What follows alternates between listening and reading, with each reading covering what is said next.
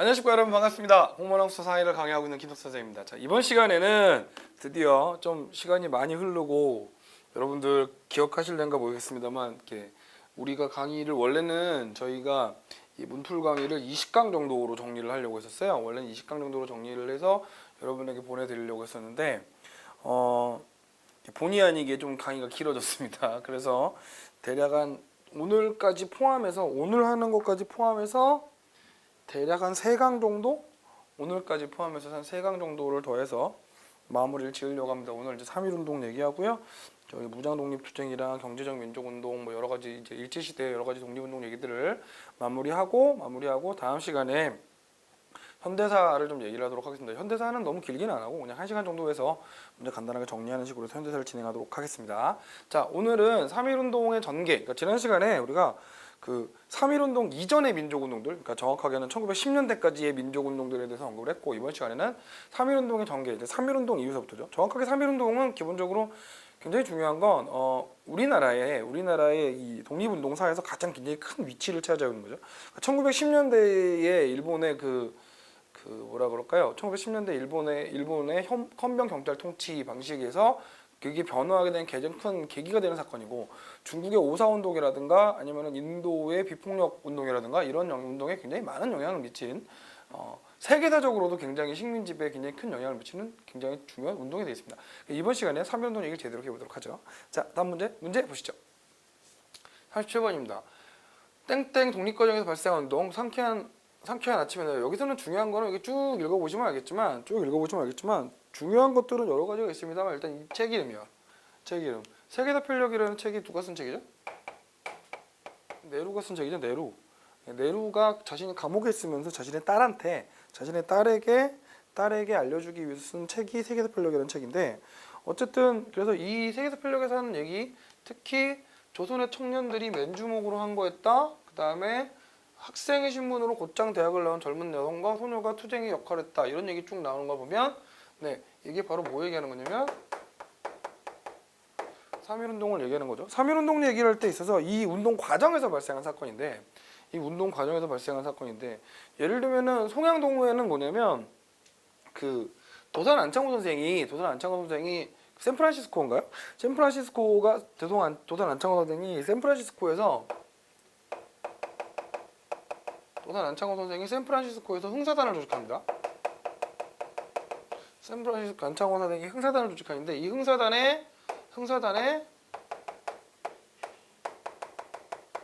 한국지부 정도 생각하시면 되겠죠. 흥사단 한국지부 정도 생각하시면 되는데, 얘가 바로 송양동호입니다. 이게 언제 만들어졌냐면 1937년에 만들어진 단체입니다. 이 3.1운동이 1919년에 일어나니까요.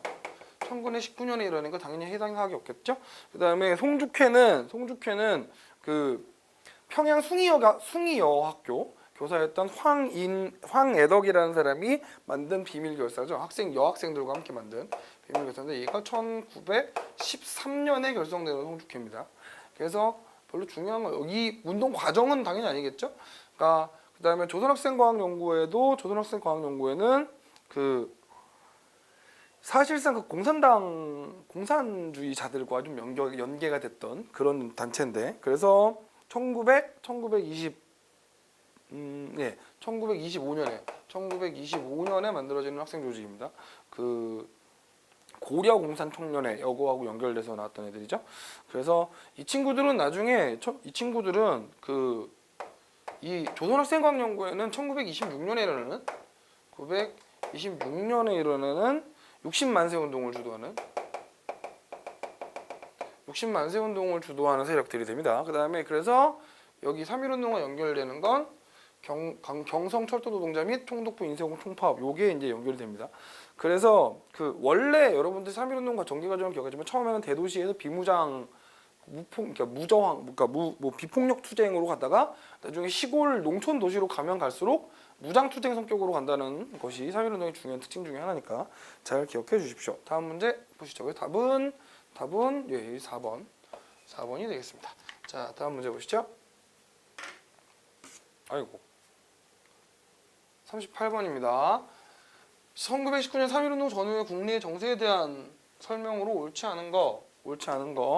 자, 기본적으로 일본은 시베리아 출방해서 러시아 영토의 일부를 점령하려고 했다. 이거는 그 러시아에 1917년에 볼셰비키 혁명이 일어나거든요.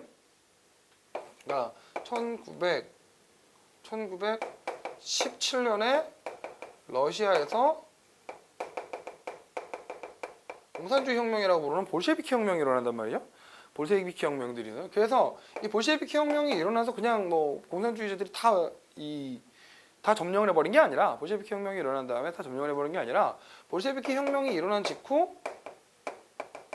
공산주의자들과 거기에 대한 반대파들, 공산주의자들하고 그 반혁명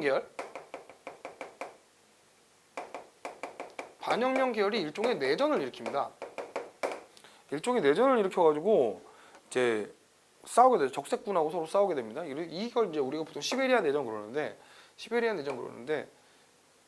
지금 제가 이렇게 갑자기 점을 찍고 다니는 거는 칠판이 어디까지인가를 확인해 보려고 하는 겁니다. 네, 대략 여기 좀 되겠네요. 시베리아 내전 이렇게 얘기를 하는데, 이 시베리아 내전이 그 결국에 이제 그 영국, 프랑스, 미군들, 그러니까 이 내전 결과 영국, 프랑스, 일본군이 이 내전에 개입을 하게 되죠. 일본군이 내전에 개입을 해서 일본군이 내전에 개입을 해가지고 쭉 나가게 됩니다. 그래서 정확하게는 이제 얘네들은 개입을 해서 공산주의자들이 이 반혁명군을 이렇게 서포트하죠. 하지만은 뭐 결국엔 안 됐습니다만, 백군을 지원했습니다만. 그래서 이거는 기본적으로 어느 정도 맞는 얘기가 되겠습니다. 이 두 개는. 그 다음에 미국의 윌슨 대통령이 민족 자결주의를 내세워서 전후 질서를 세우려다, 이것도 맞는 얘기죠. 그런데 여기서 보시면 산동선의 독일 이권에 대한 일본의 계승 요구는 오사운동으로 인해서 파리 평화에서 승인받지 못했다. 정확하게는 그 독일이 가지고 있었던 일본 권리를 여기 요 계승 요구, 산동성의 독일 이권에 대한 일본의 계승 요거는 이제 기본적으로 1차 세계대전에서 일본이 전승국 위치에 갑니다. 그러니까 1차 세계대전에서 이제 영국하고 일본이 동맹을 맺는 관계로, 영일 동맹을 맺는 관계로 일본이 전승국의 위치가 된단 말이죠. 그러다 보니까 자연스럽게 이 독일의 이 산동성에 있는 독일의 이권을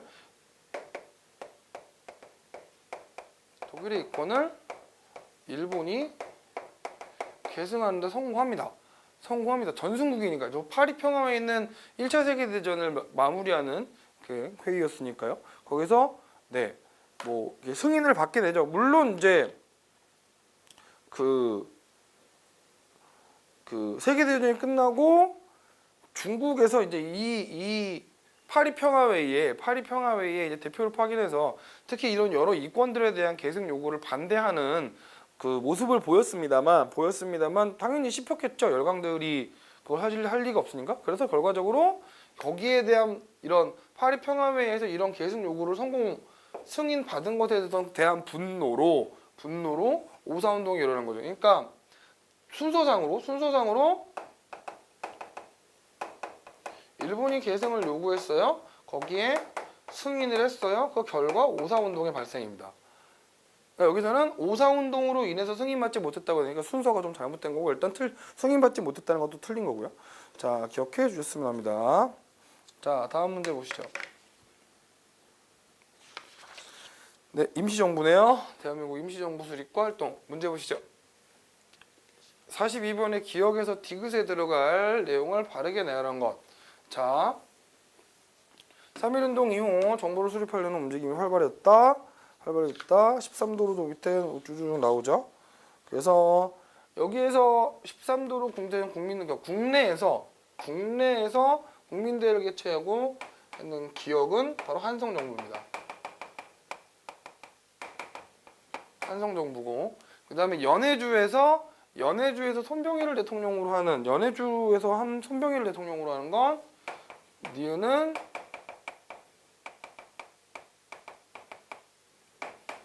대한국민회의고요. 그러니까 우리 임시정부라는 게 세 개의 기관이 합쳐져서 만들어진 거거든요. 그래서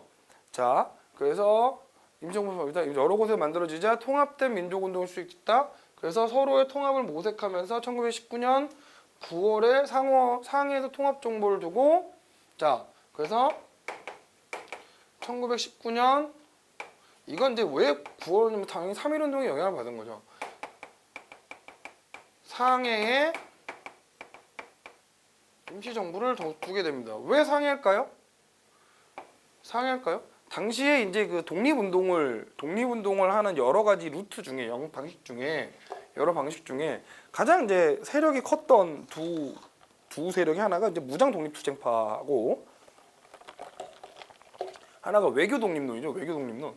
그러니까 특히 외교 독립론의 수장적인 역할을 했던 사람이 바로 이승만 우리나라 초대 대통령이죠.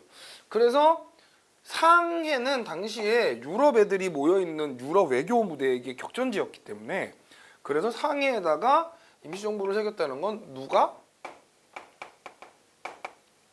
외교 독립론 쪽이 어느 정도 힘이 실렸다는 거고 당연히 외교 독립론의 보스격이었던 당시 이승만 박사가 대통령 자리를 차지하면서 민주공화제 정부를 수립했죠. 그래서 답은 그래서 3번이 되겠죠. 이승만 나중에 이제 이 상해 임시정부에서 이승만 대통령이 이제 그 국제연맹에다가 위임 통치를 요구하면서 이제 탄핵당하죠. 네, 임시정부에서 조차 탄핵을 당하시는 참 대단하신 분입니다. 어쨌든 간에 뭐 이런 것도 있고요. 그 다음에 넘어가겠습니다. 45번 그 다른 문제들도 많으니까 한번 보세요. 45번 이회의. 자 임시정부에서는 기본적으로 여러분 기억하셔야 될 게 대한민국 임정에서는 기본적으로 기억해야 될 게 하나는 이제 아까 전에 말씀드렸던 외교 독립론하고 민족주의자들의 배틀, 외교 독립론하고 이제 기본적인 무장 독립론에, 그러니까 임시정부 파트에서 여러분이 기억해야 할 건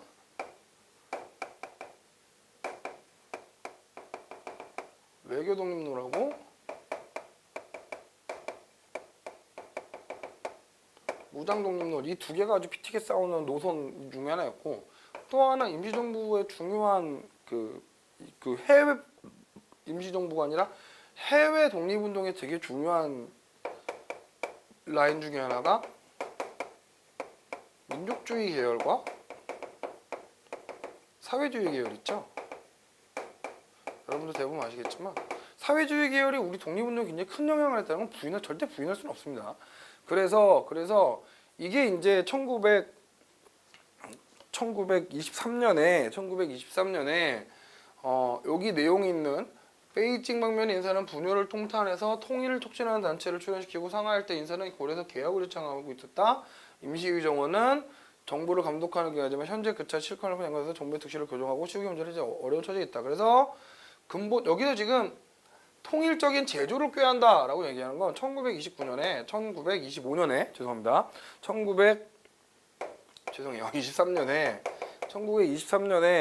그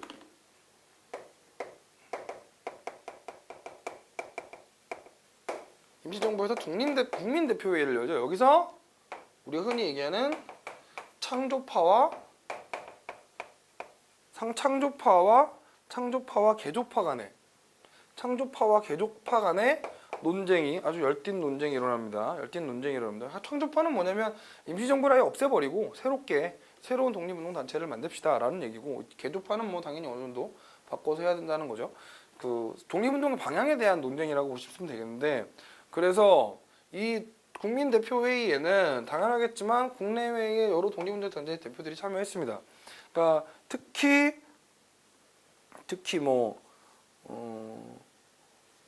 그 다음에 독립운동의 방향을 아까 전에 말씀드렸지만 창조파와 개조파, 그러니까 아예 그냥 독립운동 조직을 다 그냥 임시정부를 다 날려버리고 다시 만들자라고 얘기했던 창조파와 임시정부의 기본적인 틀은 인정을 하고 조직들만 좀 바꿉시다 이렇게 얘기하는 개조파 간에 아주 박 터지는 논쟁이 일어났죠.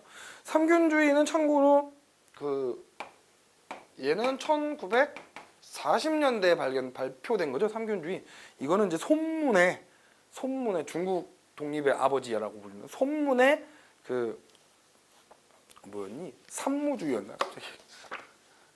갑자기 그 손문에 뭐였지? 갑자기 생각난다. 예, 그거가 베이스돼서 네, 나온 겁니다. 그래서 1940년대에 정확하게는 이제 충징 시기에 임시정부에서 발표한 얘기니까 이 사건의 이 회의와는 상관이 없고요. 그다음에 각지에서 수립된 임시정부를 통합하려는 시도했다. 그러니까 이 통합하려는 시도가 1919년 4월인가? 네, 그러니까 3월인가 4월에 이제 3.1운동이 일어나고 9월에 아까 전에 전전 문제인가요? 제가 여기 요 문제에서 얘기했던 이게 이제 3.1운동 직후에 1919년 9월에 임시정부들 각 지역에 있는 이제 독립운동 단체들을 통합하려는 시도가 바로 요겁니다. 요 문제예요. 42번 문제고 이렇게 해서 나온 거니까 이거는 좀 틀린 얘기죠. 그래서 답은 기억하고 디귿 되겠습니다. 기본적으로 이 창조론하고 개조론 요거 잘 기억해 주십시오. 굉장히 많이 언급되는 파트니까요. 중요합니다. 넘어갈게요. 자, 무장독립전쟁입니다. 기본적으로 여러분 무장독립투쟁은 좀 어렵죠. 그러니까 저는 고등학교 다닐 때 무장독립투쟁 그러면은 딱 2개밖에 안 배웠었거든요. 제가 고등학교 때는 청산리 봉오동 전투밖에 안 배웠어요. 제가 고등학교 때 말이죠. 근데 당연하겠지만 무장독립투쟁은 청산리 봉오동 전투만 있는 게 아닙니다. 굉장히 기억을 많이 하셔야 될 게 특히 이제 오봉 가운데 봉자가 들어간 사람들은 다 이제 우리가 흔히 얘기하는 무장독립투쟁을 이끈 사람이고, 김원봉 끝에 봉자가 들어가서 김원봉, 김두봉 이런 사람들은 무장독립단체. 그러니까 김원봉 같은 경우에는 의열단 이렇게 되는 거죠. 그 다음에 가운데 봉자가 들어가는 분은 이제 폭탄을 던지신 이봉창 의사하고 윤봉길 의사죠. 그래서 이 가운데 봉자 들어가신 분들은 폭탄 투하하신 분들이고 끝에 봉자 들어가신 분들은 그 무장 독립 단체를 이끌으셨던 그러니까 5봉이 있습니다. 5봉. 3봉 2봉, 끝에 3봉, 가운데 2봉 기억해 주셨으면 합니다. 자, 그래서 문제 바로 보시죠.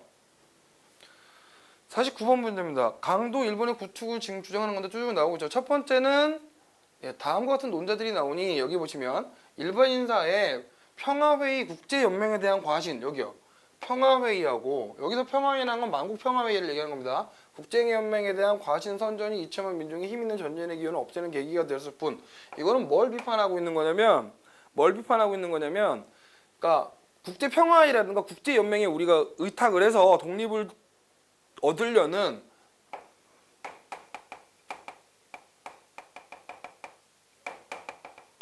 외교 독립론을 비판하고 있는 거고요. 둘째는 을사지역 당시나 여론화 공간에 빗발치듯던 종이 쪽지 따위로 넘어가는 국권을 못 잡는다 이거죠. 그래서 정민련의 헤이그 특사도 결국 독립회복의 복음을 오지 못했다 이거죠. 그러니까 그래서 결론적으로 차차 전쟁 아니면 안 되겠다는 생각을 했어요. 그러면 둘째는 여기서부터 여기까지인데 얘는 뭐예요? 우리가 흔히 얘기하는 1910년대 1900 이제 국권이 넘어가기 직전에 바로 우리가 흔히 얘기하는 실력양성 운동 같은 거죠.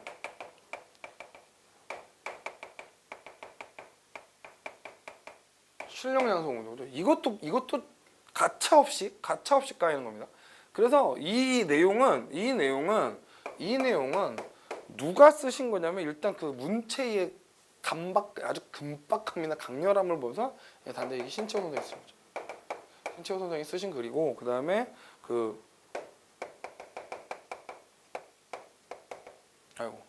조선혁명선언 죄송합니다.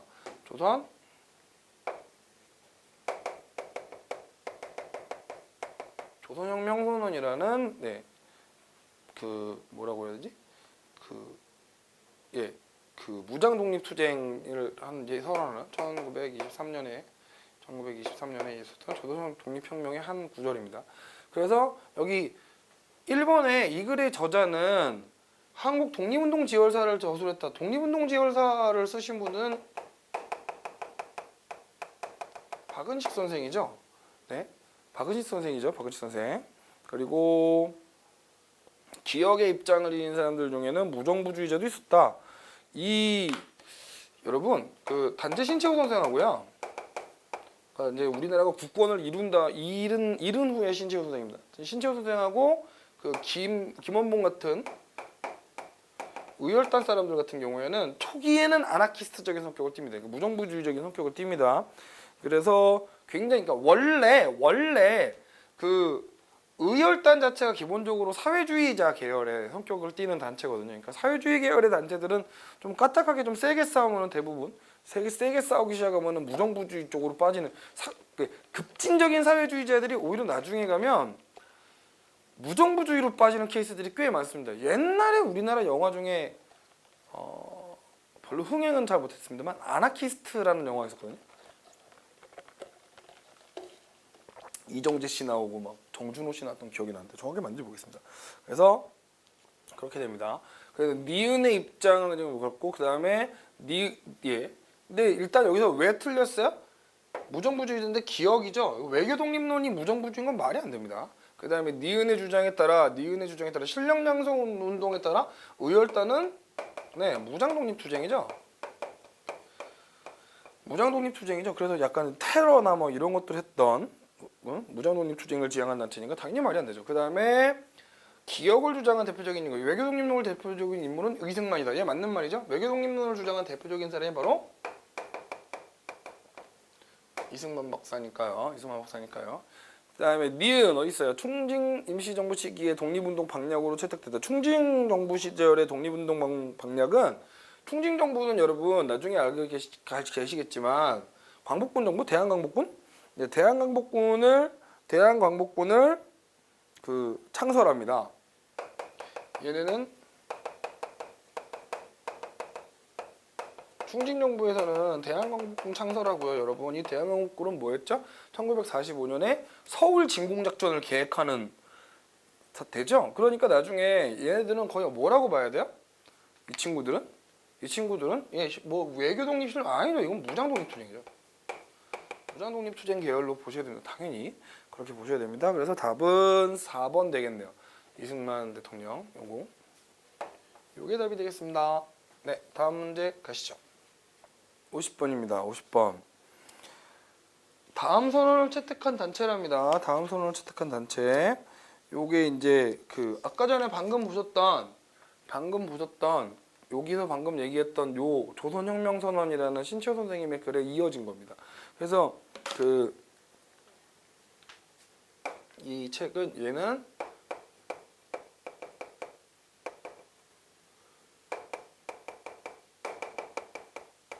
조선혁명선언이라는 책이고 단체 신채호 선생이 1923년 1월에 쓰신 김원봉의 부탁을 받아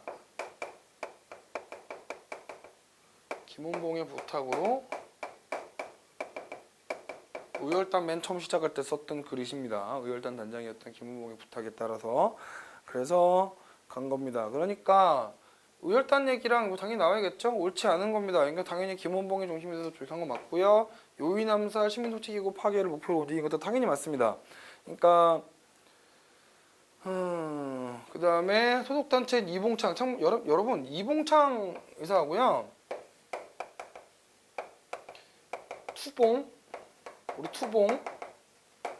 투봉 얘는 김구 선생님이 조직했던 한인애국단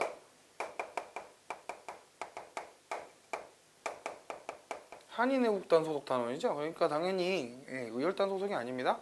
그러니까 얘가 옳지 않는 게 되겠고요.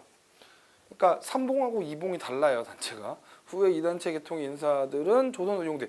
기본적으로 의열단이 어디 계열이라 그랬죠? 사회주의 계열이라고 했던 거 기억나시나요? 의열단이 사회주의 계열이었기 때문에 그 나중에 그 1938년에 중국 공산당 쪽하고 어느 정도 연합을 해서 조선 의용대를 만드는 건 사실입니다. 그러니까 이건 맞는 말이고요. 네. 그 다음에 이 단체의 소속원으로 나석조, 김상옥, 황익상. 김상옥 열사 같은 경우에는 이분은 이제 종로경찰서에 폭탄 던지신 분이고 나석주는 그 동척, 동양척식 주식회사 여기다가 폭탄 던지신 분이죠. 동양척식 주식회사에 폭탄 던진 분이고, 그다음에 김익상은 이분은 조선 총독부에다 폭탄 던지신 분입니다. 그러니까 당연히 다 맞는 얘기가 되겠죠. 예, 잘 기억해 주셨으면 합니다. 넘어갈게요. 뿅. 53번입니다. 일제는 1928년 일제 승려 사건을 계기로 전쟁을 도발했다. 일본은 이때 시라카와 대장을 사령관으로 삼아 중국과의 전쟁을 승리로 이끌었다. 이해 봄 야채상으로 과정에서 일본 여기서부터죠. 여기 1929년 이른바 천장절 겸 전순국가 기념행 기념식에 폭탄을 투척했다. 요게 포인트입니다. 그래서 시라카와 사령을 다 죽였다. 이게 바로 윤봉길 의사가 상해에서 폭탄 테러 한 거죠. 그래서 그 상해 흉커우 공원에서 폭탄을 던진. 그리고 이 윤봉길 의사가 이렇게 한 거에 이거에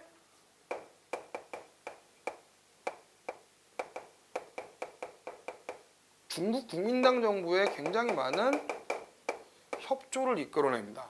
그러니까 조선 사람들의 독립운동에 대해서 이제 일단 이 양반들이 사상적으로 그러니까 철학이나 사상적으로 인정하게 되는 계기는 이제 한일운동이고요.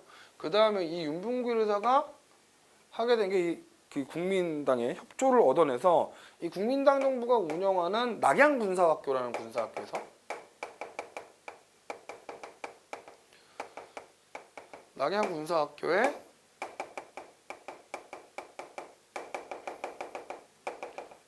한인들만 있는 한인 특별반을 만들어줄 정도의 대우를 해줬어요. 1934년에 한인 특별반을 만들어줄 정도로 대우를 해줬답니다. 그러니까 설명으로 바른 거죠. 참고로 신간에 같은 경우에는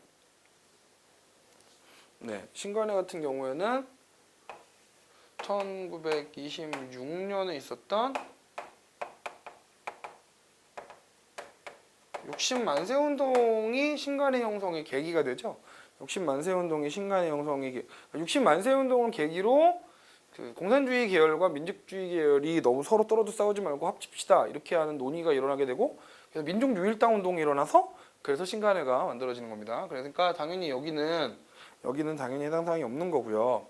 그다음에 3번도 3번도 똑같은 거죠. 그다음에 한국광복군 형성의 기초. 한국광복군은 아까 전에 말했지만 그 충징에서 맞군요. 왜냐면은 요 군사학교에서 요 한인 특별반 출신들이 나중에 1934년에 만들어진다 그랬잖아요. 그래서 이 사람들이 한국광복군의 주요 인사들이 됩니다. 그러니까 이거는 맞는 얘기죠. 뜬금없이 좀 이상한 게 엮여서 갑니다만 맞는 얘기가 되겠습니다. 마스야 협정을 체결하는 계기 요거는 아닙니다. 요거는 이제 그 독립 만주 지역의 참의부하고 정의부하고 신의부, 이렇게 신민부 이게 3부가 결속되면서 일어나게 된 사건이고요. 넘어가겠습니다. 자, 55번입니다. 당시의 정세로 말하자면 우리 민족의 독립사상을 떨치고 문화, 만부선 사건, 만주사명 같은 것으로 우리나라 사회에 대해서 심히 악화된 중국의 간평성을 풀기로 보나 무슨 새로운 운명을 타결할 필요가 있었다. 그래서 임시정부에서 회의한 결과 뭐를 조직해서 여기서 이제 보시면 알겠지만 일단 힌트 백범일지입니다. 방금 전에 얘기했던 김원봉 선생 같은 사람이 아니에요. 백범 김구 선생이죠. 그러니까 임시정부에서 조직한 게 암살과 파괴 공작을 하는 가장 대표적인 건 바로 한인애국단이죠. 우리 투봉 선생 뭐야? 이봉창, 윤봉길 의사가 한인애국단에 계신 거죠. 그러니까 조선혁명 선언을 활동 지침으로 삼은 건 김원봉 선생의 의열단이고요. 그 다음에 단원들이 황푸공관학교에 입교해서 간부교육을 받던 이것도 의열단 활동입니다. 그러니까 이것도 의열단 활동이고, 그 다음에 국민당의 북벌에 참가해서 장체세 지원을 이끌어낸 것도 이것도 의열단 활동입니다. 그러니까 이봉창이 독고에서 일본군에 폭탄 투쟁이다. 아까 제가 말씀드렸죠. 한인 애국단 하면은 한인 애국단은 기억합시다. 투봉. 예. 가운데 봉자 두 분, 한인 애국단 이봉창, 윤봉길 두 분 잘 기억하십시다. 그래서 답은 4번이 되겠네요. 자, 넘어가시죠. 어려운 문제 아닙니다. 이 정도면. 자, 1920년대에서 40년대 무장독립전쟁사입니다. 20에서 40년대 조금 상황이 바뀌죠. 자, 자 넘어가시죠. 다음은 일제 한인 전략에 대한 초토화 작전을 목격한 선교사의 증언이랍니다. 그래서 여기서 이제 키워드는 용정촌이죠. 용정촌. 용정촌에서 한 마을이 외교민이 다 죽였다. 그래서 요거는 이제 우리가 흔히 얘기하는 간도참변이죠. 간도참변의 가장 중요한 기본적인 힌트는 용정촌이라는 단어하고, 그다음에 나중에 자유시참변이 나오는데 자유시참변은 누가 끼어들어요? 러시아가 끼어드는 사건이죠. 그러니까 왜군이 야간에 습격했다. 요 표현어가 용정촌이라는 표현으로 이게 간도참변이라는 걸 어느 정도 파악하실 수 있습니다. 그러니까 간도참변이 나타나게 된 계기는 뭐 때문이죠? 네, 청산리 봉오동 전투에서 패하고 그 일본 애들이 열받아서 간 거죠. 그렇죠? 거기 그러니까 그 뭐라 그럴까, 화풀이의 대상을 민간인을 삼았던, 어쩌면 진짜 전쟁 치사하게 한 겁니다. 네, 그렇게 되는 거고요. 천마산대 활동으로 한만 국경의 치안 행정이 마비되다. 천마산대가 1920년대 단체죠. 지금 간도참변이 일어나는 건 1920년 10월인데 얘는 간도참변보다 좀 뒤입니다. 그 다음에 중국 신문이 이봉창을 애석하다면서 대서특필했다. 참고로 이봉창 의사의 이 일본 천황 암살 지도는 1932년에 일어난 일입니다. 천황 암살 의견은 1932년에 일어난 사건이니까 네, 요거하고는 좀 배경으로 관계는 멀고요. 9월산대가 일제 관리와 밀정을 처단했다. 이것도 얘는 참고로 천마산대는 황해도 쪽에서 활동한 단체고, 9월산대는 죄송합니다. 천마산대는 평안도 쪽에서 활동하는 단체고요. 얘는 평안도고, 얘는 9월산대는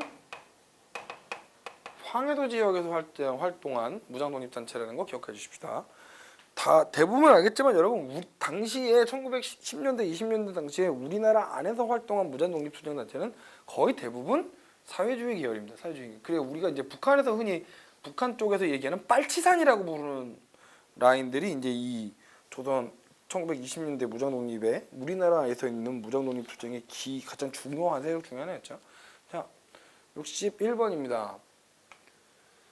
여기 영릉가 전투 이렇게 나오고요. 일몰과 함께 패퇴했다. 네, 영릉가 전투입니다. 그래서 이게 이제 영릉가 전투 하면은 그냥 자동으로 나와야 됩니다.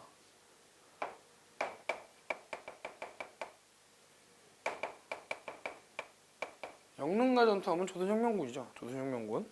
그래서 영릉가 전투가 1932년이고 홍성 전투인가? 네. 홍경성 전투가 1933년이죠.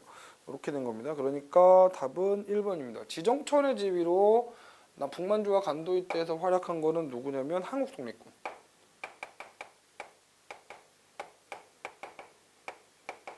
이게 김두봉 선생. 얘는 네, 그 다음에 이거는 한국 광복군 되겠죠? 다 관계없는 얘기입니다. 네, 그 다음에 다음 문제 보시죠. 뿅.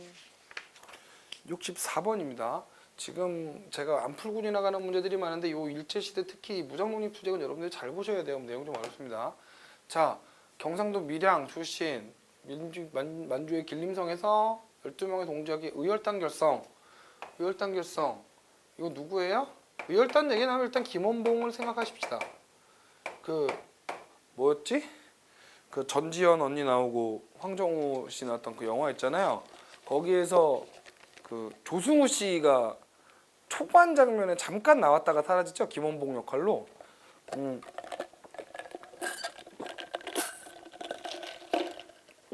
김원봉 씨라고 부르긴 좀 그렇고 거의 무장독립계에서는 김구 선생만큼 대단한 활약을 하신 분이시죠.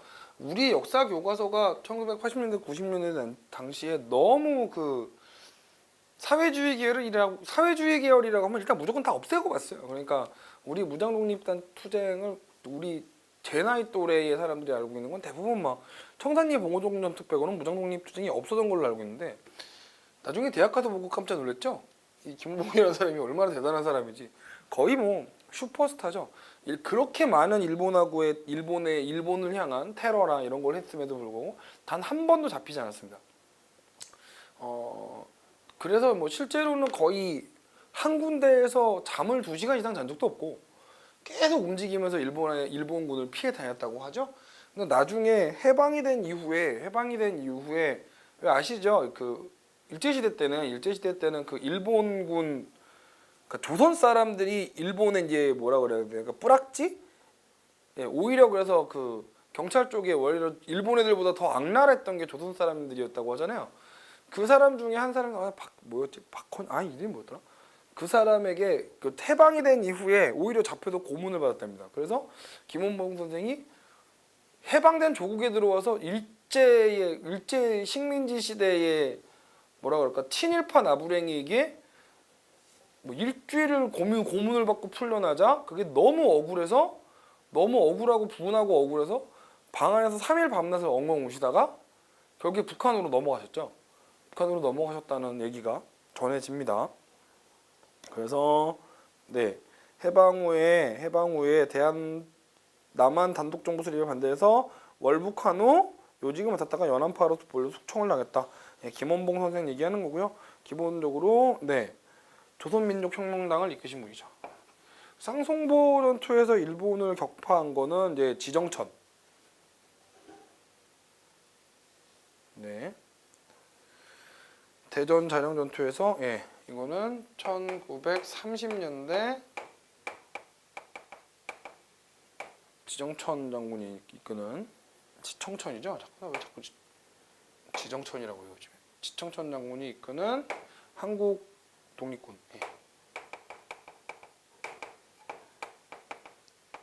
한국 독립군의 활약이라고 볼 수 있겠습니다. 그 다음에 우열단을 조직해서 적극적인 의열 독립투쟁에 나섰다. 당연히. 근데 뭐가 틀렸어요? 한인애국단이 아니죠. 한인애국단. 우열단이죠. 우열단. 그 다음에 민족독립혁명단이 이끄는 조선의용대가 얘가 맞는 얘기고 삼균주의 이론을 바탕으로 요거는 이제 그 임시정부에서 조소왕이라는 분이 얘기한 거죠. 네, 당연히 답은 3번입니다. 어려운 문제는 아니었어요. 자, 넘어가죠. 67번입니다. 67번. 여기서 제일 키워드는 맨 처음에 나와 있습니다. 본 동맹은 자, 여러분 그 근현대사 문제를 풀 때 좀 많이 알고 계시는 힌트 중에 하나인데 일단 연맹자가 나오면 무슨 생각을 해보셔야 돼요? 묻는 단체가 연맹자가 나오면 일단 이거 사회주의 계열이겠구나 이 생각은 하셔야 됩니다. 뭐 아무것도 몰라도 일단 무슨 연맹 이렇게 얘기가 나오면 이거 사회주의 계열이겠네 라는 생각을 하셔야 되는데 본 동맹은 두두두 이렇게 나오죠. 그래서 얘는 뭐냐면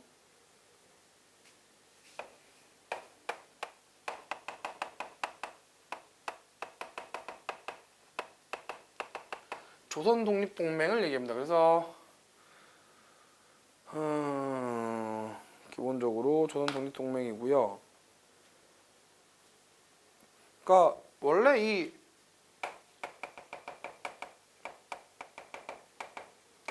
얘가 맨 위이고 여기에 하부 조직으로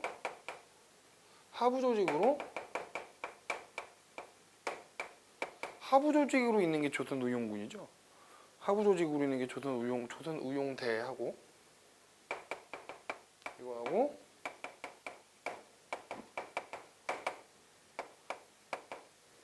한국강북부입니다. 하위 조직으로 있는 게 그러니까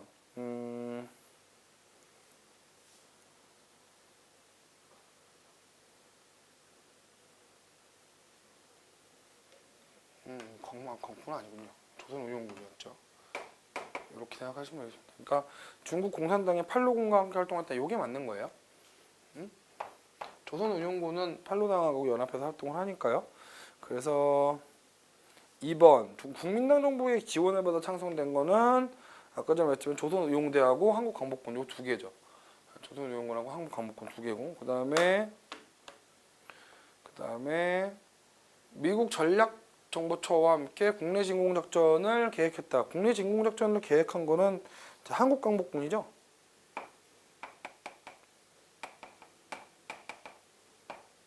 한국광복군입니다. 그다음에 조선운용군과 함께 영남과 홍등, 홍경성 등에서 일본군을 물리쳤다.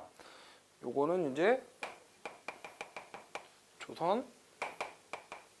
조선혁명군 되겠습니다. 조선혁명군 되겠습니다. 1930년대입니다. 이렇게 하니까 요구에 해당되는 건 1번. 네. 이 무장독립투쟁사 쪽에서는 결과적으로 여러분들이 좀 암기를 잘 하셔야 됩니다. 암기를 잘 하셔야 되는 부분이라서 제가 참 설명을 짧게 드릴 수밖에 없는 게 이게 설명 제 다 하면 너무 길어지거든요. 그래서 좀 양해를 미리 구하겠습니다. 자, 보시죠. 68번입니다. 아래 지도 보이시나요? 아래 지도는 1930년대 이후 중국 본토에 있는 우리의 무장독립투쟁 부대를 나타낸 거래요. 그래서 일본에 들어갈 독립군 부대. 기역은 어딜까요? 기역은 조선독립동맹이 딱 났으니까 얘는 조선의용군이죠. 조선독립동맹의 하위단체니까. 그 다음에 대한민국 임시정부 그러면 뭐예요? 한국광복군. 네.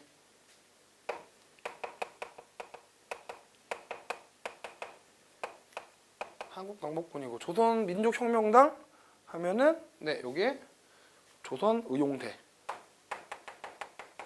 헷갈립니다. 조선의용군하고 조선의용대하고. 헷갈리지 마세요.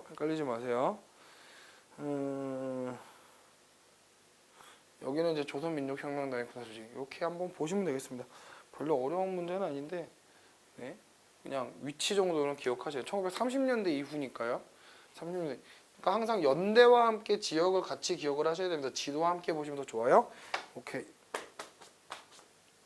네, 분필이 밑에부터 가지고. 자, 다음 문제 보죠. 71번입니다. 우리 부대 어딜까요? 여기 보시면 드디어 시기가 온 것. 독립투쟁 수십 년에 조국을 탈환 여기요. 조국을 탈환하는 결정적 시기가 왔대요. 그래서 이번에는 분명히 조국으로 가는 거 아닌가. 이게 뭐냐면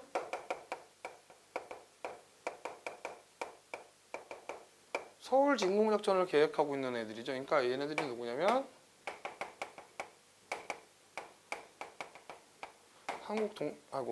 광복군이죠. 광복군. 한국.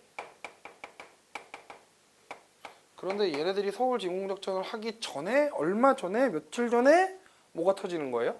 히로시마와 나가사키에 핵폭탄이 터지면서 일본이 무조건 항복을 해버리면서 네, 이 서울 진공작전이 그냥 백지화돼 버렸죠. 그래서 안타까운 이것 덕택에 우리나라가 독립을 했지만 별로 얘기를 못하게 되는 상황이 오는 걸까요? 자,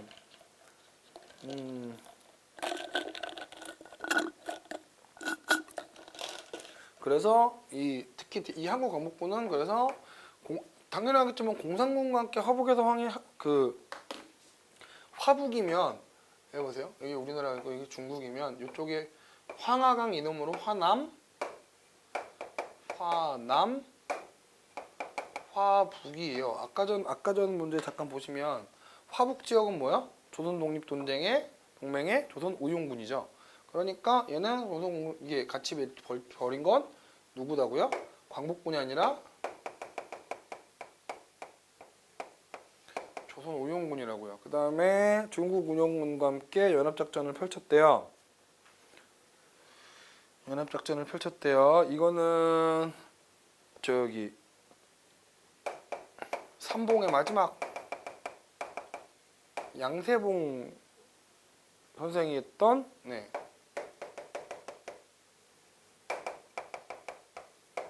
조선혁명군 활동이죠. 김원봉의 의열단, 그 다음에 김두봉의 예. 김원봉의 의열단, 김원봉, 김도봉, 양세봉. 끝에 봉자 3개 들어가신 분은 누구라고요? 끝에 봉자 3개는 끝에 끝봉삼. 끝봉삼 누구? 원봉, 세봉, 주봉. 네, 누구? 어디가 돼요? 다 무장 독립 단체들 기억하십시오.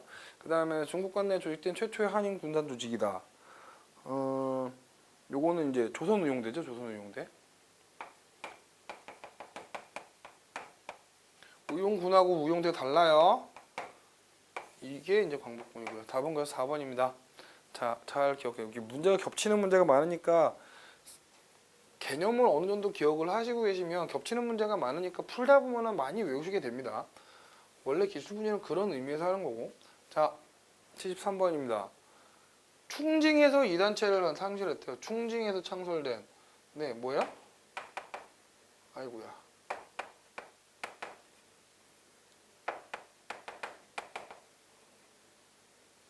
왜 자꾸 틀리지? 한국 광복군 되겠죠? 한국 광복군. 그래서 아이고. 자꾸 왜 이러지? 죄송합니다. 한국 광복군이 아니라 대한광복군이죠. 네. 그래서 옳지 않은 겁니다. 네, 중국 팔로군과 연합작전을 전개한 건 조선의용대죠. 이거는 조선의용대하고의 얘기죠. 예, 대한광복군하고 상관이 없습니다. 요 1번하고 2번하고 4번은 다 맞는 얘기 기억해 주세요. 그래서 실제로 OSS의 지원 속에 지공작전을 계획했지만 이걸 독수리 작전 그러는데 못했죠. 못 들어갔죠. 그런 아픔이 있답니다. 자, 지금까지 해서 우리 이제 일제시대의 무장독립투쟁 행사하고 이렇게 많이 정리를 해봤는데 다음 시간에는 이제 사회 경제적 민족운동 우리가 흔히 얘기하는 이제 그 사회주의 계열, 민족주의와 사회주의의 대립하고 그 다음에 1920년대, 30년대의 독립운동들하고 가장 중요한 단체 중에는 신간회 얘기하고 그 다음에 뭐 교육이라든가 뭐 역사 연구라든가 국어 연구라든가 여러 가지 이야기들을 한번 얘기해 보도록 하겠습니다. 지금까지 수고하셨고요. 다음 시간에 뵙겠습니다. 수고하셨습니다.